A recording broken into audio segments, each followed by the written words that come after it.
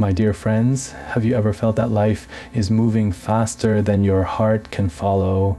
The days blur together, emails, conversations, endless tasks, and you wonder when you last felt truly alive.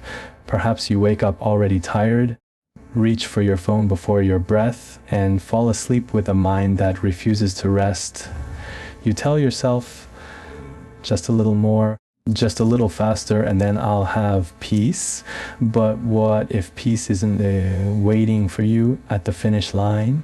What if peace has been sitting quietly beside you all along, whispering, slow down, I am here. Zen teaches us that peace is not something we earn, it's something we remember. When I was a young monk, I used to rush through my morning chores. I thought the faster I swept the temple courtyard, the sooner I could move on to something important. One morning, my teacher watched me hurry across the stones. He called out, "Sunim, why do you run as though the temple is on fire?" Embarrassed, I stopped. He smiled and said, "When you rush, dust rises. When you walk slowly, even the wind feels grateful." That moment changed me. I began to notice how much beauty I had missed, the sunlight filtering through trees, the sound of my footsteps, the rhythm of breath. We often believe that to live fully, we must do more. But Zen reminds us that to live fully, we must be more present. When you walk, just walk. When you eat, just eat. When you breathe, just breathe. The world around you does not rush. The trees do not hurry to grow. The river flows without forcing. Only the human mind races against time. But time is not your enemy. It is your companion. It gently invites you to slow down and enjoy the journey. When you slow down, you can begin to see the beauty of being fully present. Presence is love. When you are truly present with someone, your child, your friend, or even yourself, you offer them the rarest gift, your undivided attention. In the monastery, we eat in silence, the clinking of bowls, the steam rising from rice, the warmth of soup. Everything becomes sacred. When we are fully present, even an ordinary meal becomes a celebration. A woman once told me, "Sunim, my mother has dementia. She no longer remembers who I am. But when I feed her slowly, spoon by spoon, she smiles. In those moments, I know she still feels my love." That is the power of presence. It goes beyond words, beyond memory. When you slow down and give your full attention to one small act, the ordinary becomes extraordinary. The next time you drink tea, don't rush. Hold the cup gently. Feel its warmth, smell the fragrance.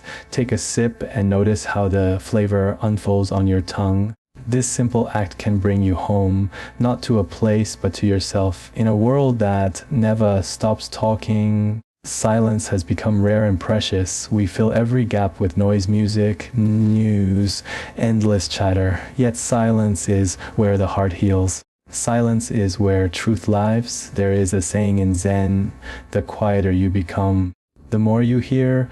I remember one winter morning sitting in the temple courtyard after a snowfall. The world was completely still, no wind, no birds, only the soft hush of snow falling. In that silence, I could hear my heart beat. I could feel life pulsing through everything. It was as if the universe was whispering, "You belong, you are enough, you can rest now." When was the last time you gave yourself that kind of stillness? When was the last time you listened? Not to respond, but simply to hear. In stillness, we realize that peace isn't something we create, it's something we uncover. Like a pond reflecting the sky once the ripples settle. You don't need a monastery to find peace. You can find it in your home, in your breath, in the quiet moments of your day. Sit for a few minutes in the morning without your phone. Walk without purpose. Let silence become your teacher, and it will show you everything you need to know. There is also great wisdom in letting go. Letting go is one of the deepest forms of love. We hold on so tightly to people, to expectations, to old wounds and imagined futures. We cling to what we think should be, and in doing so, we lose touch with what is.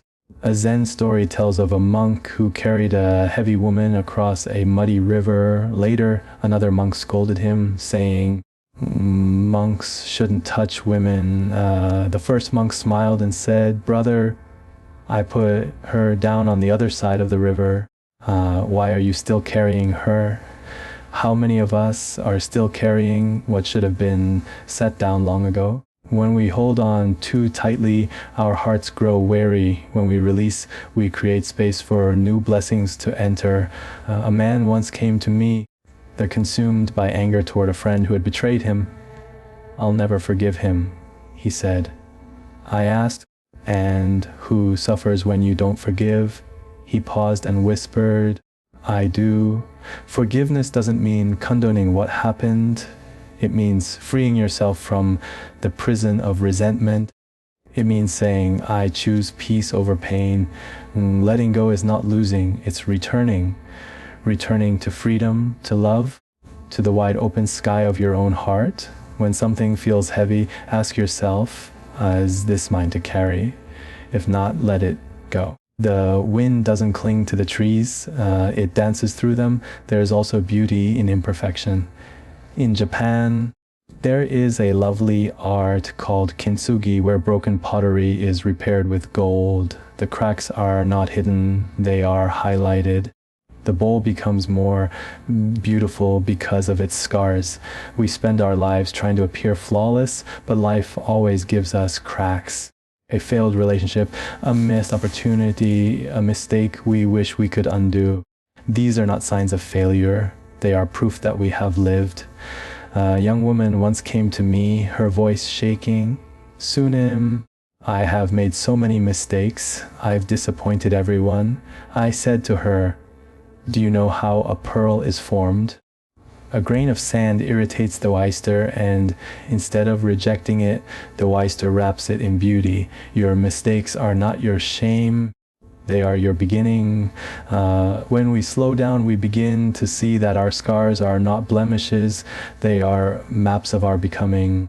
The next time you see a crack in your life, fill it with gold, with gratitude, with compassion, with understanding. That's how light enters your heart. Happiness, too, becomes simpler when you slow down.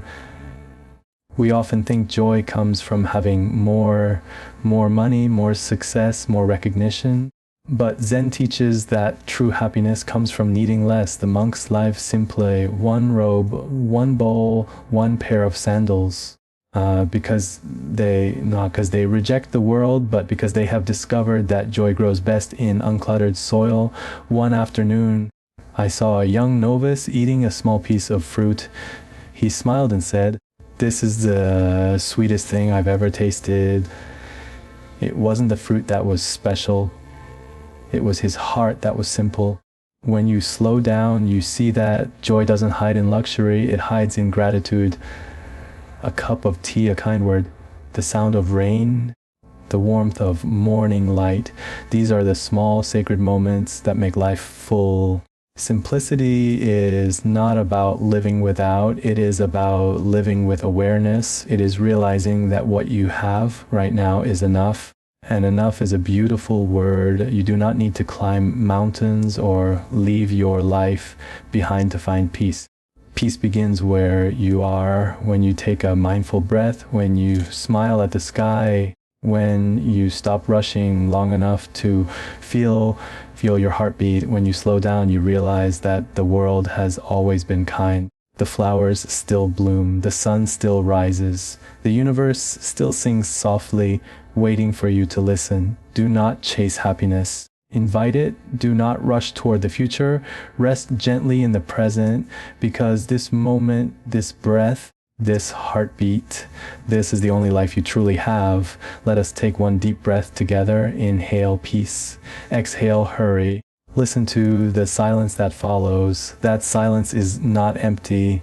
It is full of life, full of presence, full of love. You are not behind. You are not late.